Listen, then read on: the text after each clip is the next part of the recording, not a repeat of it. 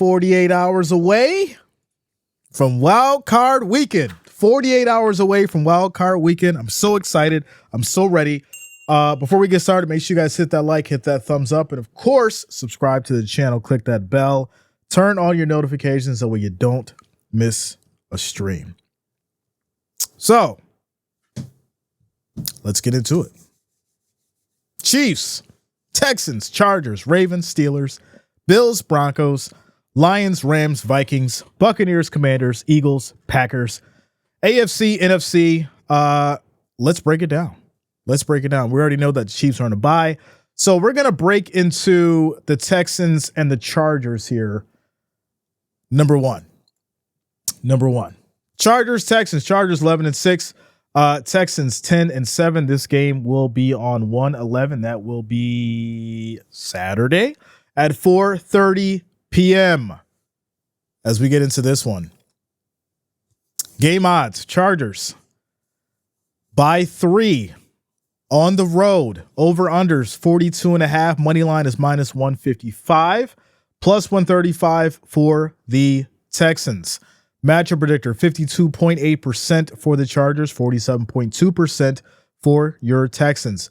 As far as the season leaders, Justin Herbert, 332 of 504, 3,870 yards, 23 touchdowns, 3 interceptions.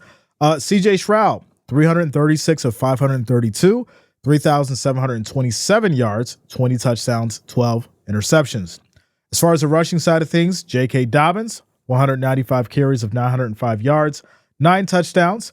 As far as Mixon, 245 carries, 1,016 yards, 11 touchdowns. As far as your receiving yards, McConkey, 82 receptions, 1,149 yards, 7 touchdowns. Collins, 68 receptions, 1,006 yards, 7 touchdowns. As far as your injury report, Denzel Perryman, Simi Fehiko, Quentin Johnson, Gus Edwards, and Jasir Taylor are either questionable or on IR. And as far as the Texans, Danico Autry, Florenzo Fatakowski, Christian Harris, Jeff Okuda, John Mechie are all questionable. And as well, you guys know Tank Dell is out. So, yeah, we touched on the bracket a few days ago. And so now looking at the odds and as far as the situation specifically with the Texans being at home, my big problem with the Texans is this. We look at CJ Stroud, right? You're now back into almost the same situation you were last year, right? But there was less tape on you, right? No, people weren't really ready. They didn't know what to expect with CJ Stroud. In fact, I'll never forget it. Barstool Sports called CJ Stroud a bust at the beginning of the season. I said, let's give him time. Let's see what happens. And then obviously he shows up in the playoffs. They did exit, but he showed up. And now, second season, he's back at it. So this is a very significant moment for CJ Stroud. Are you going to have a first round exit and go out almost like you did last year? Or have you learned from those mistakes and are you prepared to move forward as far as against the Chargers? Now, on the flip side, the Chargers, Justin Herbert has been wildly underrated. He has went under the radar. He's been overlooked by a lot of people. And I feel like with Harbaugh coming in, Justin Herbert has figured out not only how to win properly, but, hey, I'm going to sneak into the playoffs. Don't pay attention to me. Talk about Allen. Talk about Lamar. Talk about Patrick. Talk about Bo Nix. Talk about CJ Stroud. Keep talking about Aaron Rodgers. Talk about him. Go ahead. I'm going to play my best ball, and I'm going to end up in the playoffs and sneak in there. Nobody's going to notice it. And so now the Chargers are kind of like in this weird way because people still really aren't looking at the Chargers as a threat. And so I get it, right? It's Justin Herbert. We really don't expect much from him.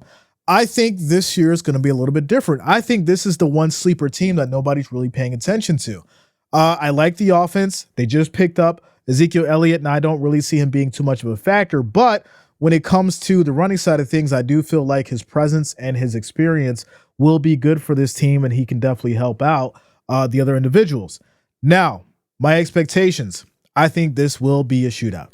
I think this is going to be one of those situations where you're hoping that the Texans defense may be able to slow down the Chargers so that CJ Stroud can kind of, keep things going. But on the flip side, I'm not sure that the Texans are ready to put up the kind of numbers that the Chargers will in this game. The over-under is 42.5.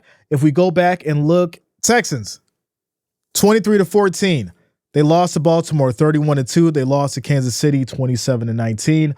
They won against Miami 20-12, and they won against Jacksonville 23-20. So when we're looking at just, the point difference, the Chargers are putting up 30, 40, 34. Texans are putting up 23, 20, 23, 2, 19. So I definitely think that, the Texans defense is going to have trouble with these Chargers. And I'm going to take the Chargers by a touchdown in this one against the Texans. So there you go.